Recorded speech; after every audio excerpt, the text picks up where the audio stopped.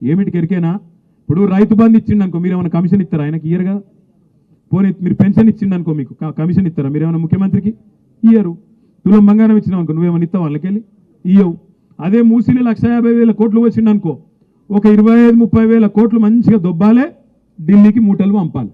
ఒక గందుకు ఇలా మూసి పథకం పెట్టిండు. నేను అడుగుతున్నా, కేసీఆర్ గారు కాళేశ్వరం కట్టిండు, కేసీఆర్ గారు పాలమూరు రంగారెడ్డి ఎత్తిపోతల పథకం 90% కట్టిండు. దేనికోసం కట్టిండు?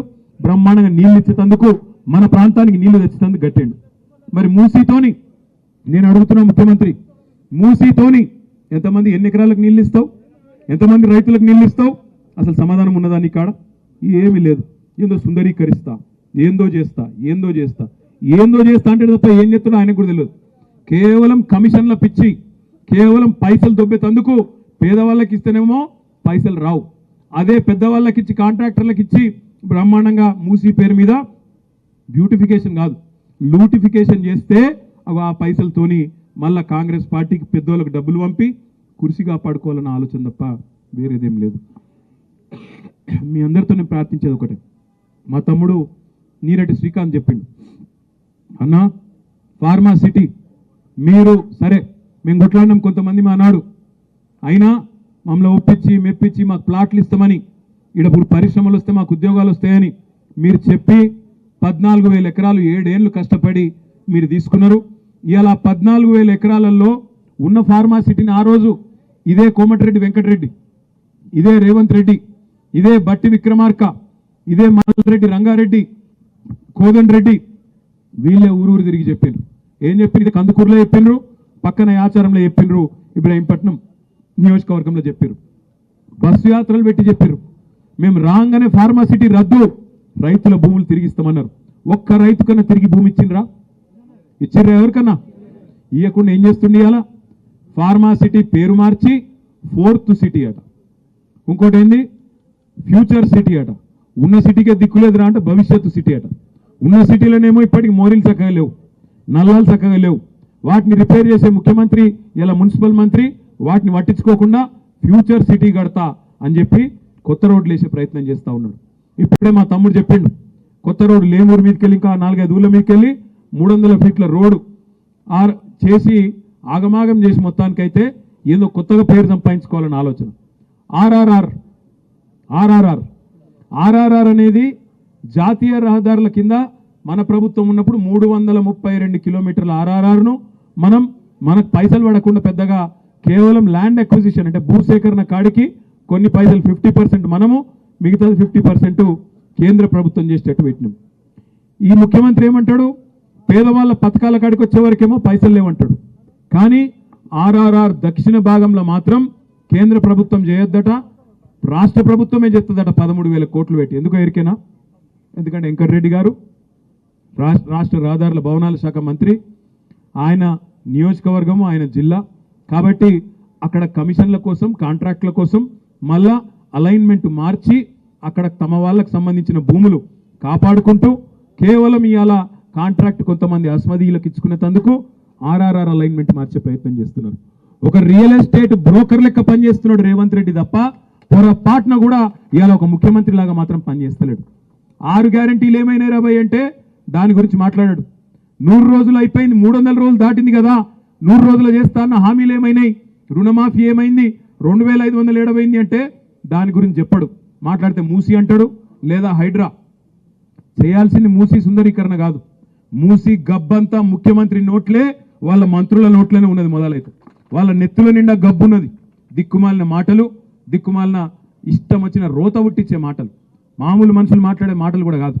ఇడిసిపెట్టాం ముఖ్యమంత్రి, నీ గబ్బు మాటలకు, నీ మంత్రుల చెడ్డ మాటలకు చూస్తా ఊరుకున్నాం చాలా రోజులు. 4-5 ఏళ్ళు ఇష్టం వచ్చినట్టు పిచ్చోన్లే కొరినా ఊకున్నాం. కానీ అలా బాధ్యతలో ఉన్నావు, ఇక్కడ నుంచి వదిలిపెట్టాం. ఆల్రెడీ నేను పరువు నష్టం దావా వేసినా, ముఖ్యమంత్రి మీద కూడా తొందరలోనే పరువు నష్టం దావా వేస్తా. ముఖ్యమంత్రి మీద వేస్తా, నా మీద అడ్డగోలుగా మాట్లాడిన మంత్రి గారిని కూడా ఇడిచిపెట్టా.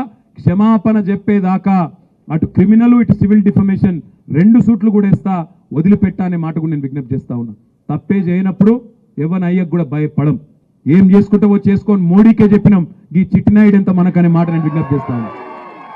మోడీకే చెప్పినాం, ఏం చేసుకుంటావో చేసుకోపోరా భయ, గీడంతా నాకు అర్థం కాదు, గింత తోడు ఏదో అడిమారి గుడి దెబ్బలు ఆయన పోయి కూర్చున్నాడు అలా.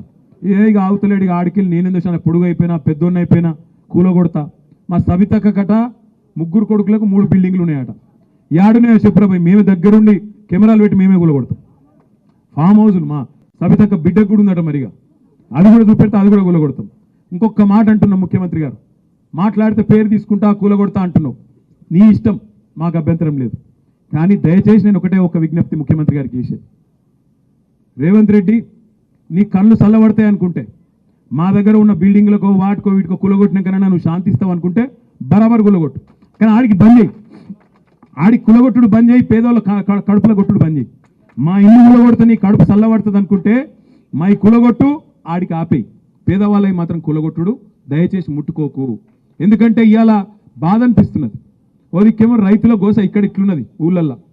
హైదరాబాద్ పోతేనేమో ఆ మూసికాడికి పోతే పాపం 30 ఏళ్ళు 40 ఏళ్ళు 50 ఏళ్ళకేంచి వాళ్ళని ఇవాళ ఆక్రమణదారులు అంటాడు ఒకడు, కబ్జాదారులు అంటాడు ఒకడు. అరే నువ్వే ఇచ్చినావు కదా రాబోయ్, నువ్వే కాగితాలు ఇస్తువి, నువ్వే వాళ్ళకి రిజిస్ట్రేషన్ చేస్తువి, నువ్వే బిల్డింగ్ పర్మిషన్ ఇస్తువి, నువ్వే 40-50 ఏళ్ళకెళ్ళి వాళ్ళతోని గర్పట్టి కట్టించుకోబడుతుంది, 40-50 ఏళ్ళకెళ్ళి మున్సిపల్ నీళ్ల పన్ను కట్టించుకోబడుతుంది. అన్ని పైసలు ఇన్ని రోజులు దొబ్బి తిన్నదేమో గవర్నమెంట్. ఇప్పుడేమో వాళ్ళు పేదవాళ్ళందరినీ పట్టుకొని ఇగో వీళ్ళు గరీబ్ గాళ్ళు, వీళ్ళకి ఏ దిక్కు లేదు, బుల్డోజర్ పంపిస్తా, కూలగొడతా, వీళ్ళు కబ్జాకోర్లు, అది ఇదని మాట్లాడుతూ ఉన్నాడు. నేను అడుగుతా ఉన్నా రేవంత్ రెడ్డి, మోదాలు నిజంగానే నీకు చిత్తశుద్ధి ఉంటే రెడ్డికుంటలో, కొడంగల్లోని రెడ్డికుంటలో ఎక్కడనైతే నీ సొంత ఇల్లుందో అది కూడా కుంటలనే ఉంది, దమ్ముంటే దాన్ని గూలగొట్టి పేదవాళ్ళ మీదకి రా అని చెప్పి నేను సవాల్ చేస్తా ఉన్నా. మీ అన్నగాడు తిరుపతి రెడ్డి, ఆయన ఇల్లు దుర్గం చెరువు FTL ఉంది, మూలాలు దాన్ని గూలగొట్టు, దమ్ముంటే గివ్వి గూలగొట్టు. నీకు అంతా ఇంకా కడుపు మంట చల్లారకపోతే మాకేమన్నా ఉంటే మాయి కూడా గూలగొట్టు, కానీ పేదవాళ్ళ ఇళ్ళ మీదకి పోకు అనే మాట నేను ఆయనకు విజ్ఞప్తి చేస్తా ఉన్నా. నీకు పైసలు కావాలి, కమిషన్లు కావాలి, రాహుల్ గాంధీకి పంపాలి, కుర్చీ కాపాడుకోవాలి, మాకు నీ బాధ అర్థమవుతుంది.